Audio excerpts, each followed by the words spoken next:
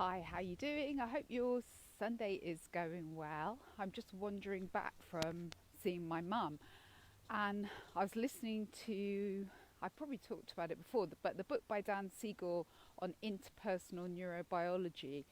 And I just had such a big aha moment that I thought I'd jump on this Facebook Live with you all and share it. So he is talking about how before we knew certain things, we behaved differently. And he was just saying, before we knew about things like brushing our teeth, we didn't brush our teeth. So before we knew that, dental hygiene was a thing, we didn't do anything about it. We didn't have things called toothbrushes. We weren't aware that it was going to corrode our teeth. And then I was thinking, oh yeah, it's like the same with seatbelts in cars. Before people started looking at the science behind how it's safer to have a seatbelt on, for years and years and years, probably in my lifetime, I'm sure when I was a child, we had no car seats and we sure as hell didn't have any seatbelts on us when we were little. Now, is that a good thing? No, because obviously if there'd been a car accident, I would have gone flying across the car and maybe through the car windscreen.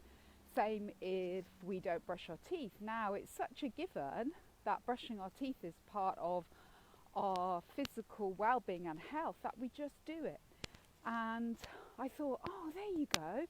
So this is why it's so hard sometimes to move away from the way that we're raising our children. Because quite honestly and simply, it's always been done a certain way. So it was done to us a certain way. Maybe we were smacked, shamed, told off, had stuff taken away from us. So it's a familiar kind of system that, to get children to do what you want, you in some way make them emotionally or physically uncomfortable. You either withdraw your love or you make your love very conditional. Well, yes, when you've done that, then this will happen. When you've done that, when you've complied to my wishes, then, you'll get this, or I'll spend some time with you. And yeah, that's just familiar, and we see it in our schools, we see it in our nursery settings. It just seems like the way and the only way maybe for many people.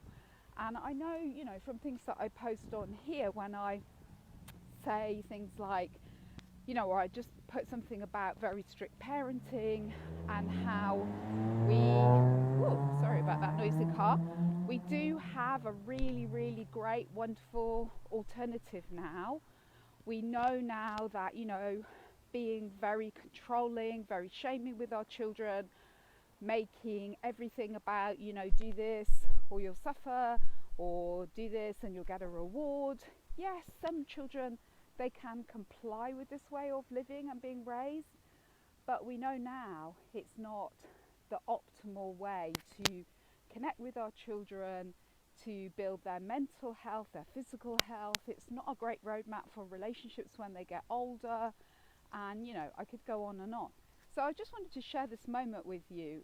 When we're on this journey of trying to raise our children in a way that is against mainstream, we get lots of people saying, oh, you're going to spoil them doing that, and children need to learn right from wrong. How are they going to learn right from wrong unless you scold them or smack them or shame them or something? So just remember, once upon a time we didn't realize that not brushing our teeth was going to harm them. So once upon a time we didn't know that what children always, only, ever need is adults who can be very calm, very kind and very compassionate with them, whatever they have or have not done. But now we do know it, and we know it creates the most optimum healthy brain development, body development, and it gives them the best roadmap for relationships that they'll ever be. Then, a bit like brushing teeth, let's just focus on it and just get on and do it. So I hope that's helpful. And the sun has come out while I was talking to you, so I feel like that's a sign from the universe.